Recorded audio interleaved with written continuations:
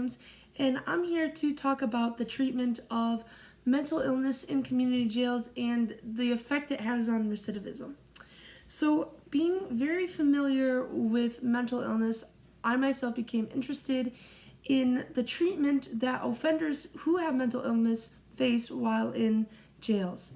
So, I had the opportunity and pleasure to speak with two individuals who work with mental illness and jails, and the first one I talked with was Pam Lynch, who is a licensed social worker who majors in addictions counseling.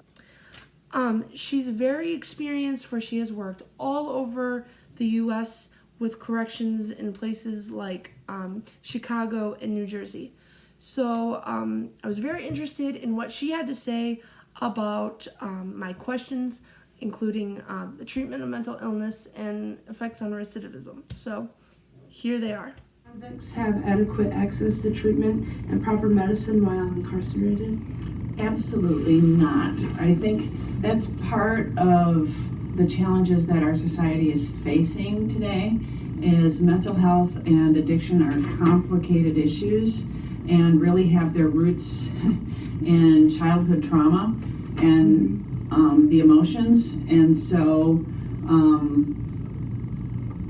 we can classically say in social work is hurting people hurt people, and trauma begets trauma. So people that are subconsciously functioning out of a place of pain and trauma and violence are likely to perpetrate that further. And so we need a system where people have access to mental health medication and mental health treatment. And in most county jail systems, they do not have that in the state of Michigan and in many of the United States of America. How that mental illness and treatment with it has an impact on recidivism? Absolutely. Mental health and mental illness is one of our biggest challenges in our society. Better understanding mental illness and mental health is important, and better handling. I think, and I've seen that part of what happens is we have a system where many people are, or many of the places where people are supposed to be getting help are actually further traumatizing people.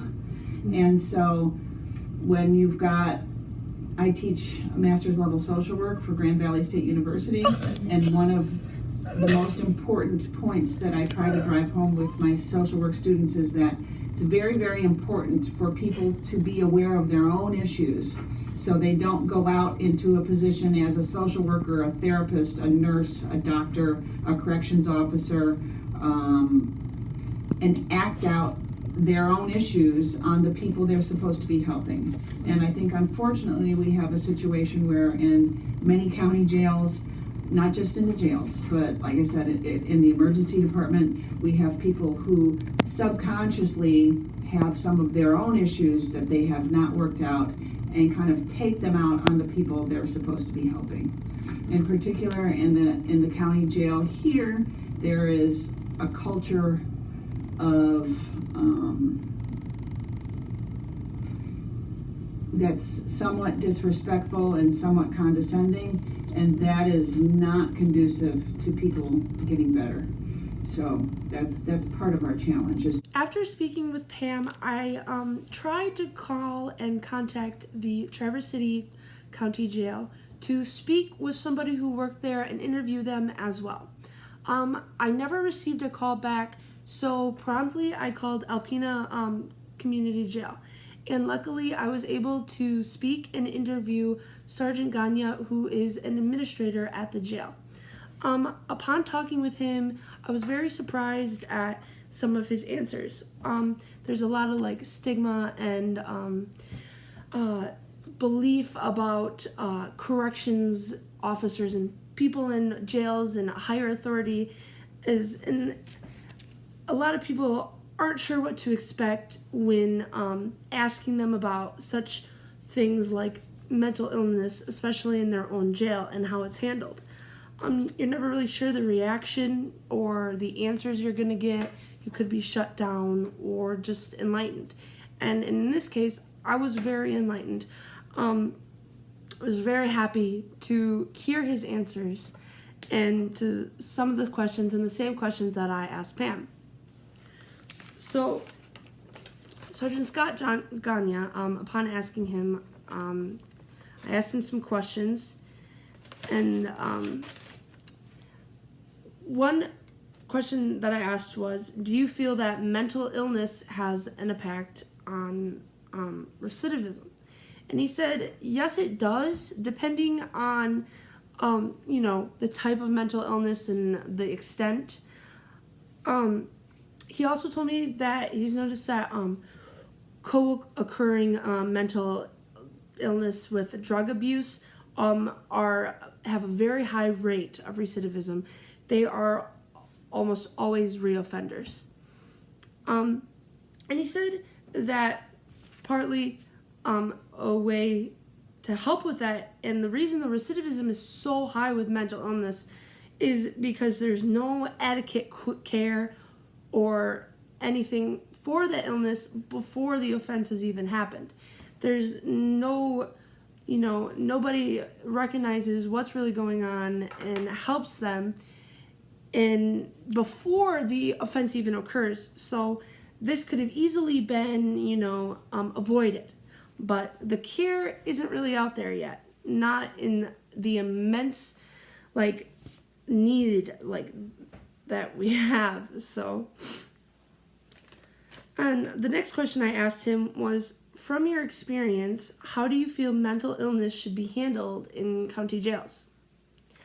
And he believes that it's very important to teach healthy coping skills to help get them away from their negative coping skills, which is the offenses, the drug abuse, and all the reasons and negative things they do that could lead them to become in jail.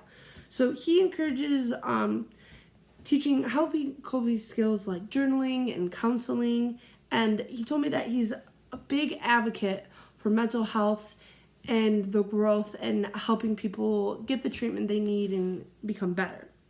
So I also asked him, in the past, how have you seen your colleagues or the county jail system as a whole react and handle mental illness?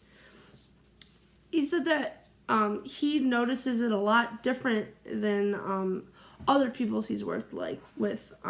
Many other people take their control and they don't really understand the symptoms or people with mental illness and what they're going through, so they don't approach it the right way, and it just kind of makes it worse. But Sergeant Gagne told me that he recognizes the symptoms and he's quick to find the adequate care that they need, and he wants to make sure he gets that certain treatment for them to help them get better.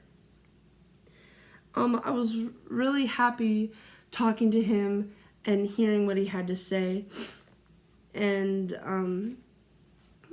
it was all great. A common issue faced by offenders with mental illness is recidivism. Recidivism is the tendency of a convicted criminal to reoffend. A study performed by a research group led by Amy Wilson examined recidivism rates for around 20,000 inmates for 4 years.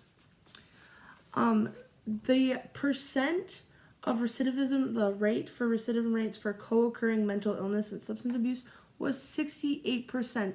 That's over half of the population with mental illness and substance abuse going back to prison or jail once already being released. In hopes to reduce recidivism in the mentally ill offenders, a judicial program called the Mental Health Courts was created. So this is a judicial program that provides a specialized docket for defendants. Courts like this give the defendant an opportunity to partake in a court-supervised treatment. This allows it to be more understood and realize that the needs of a mentally ill offender are a little different, and that it's not it should be handled differently. Here's a graph showing the effectiveness of the mental health courts program over a course of 24 months between mental health court participants and offenders who received treatment as usual. Defendants' participation in mental health court was found to reduce the average likelihood of any new charges being filed. Violence was uncommon in the mental health court participants and other defendants, but new violent charges were less likely with participation. By looking at this graph, it is easy to tell that those who participated in the mental health court have a significant less amount of recidivism or likely to return than those who received treatment just as normal.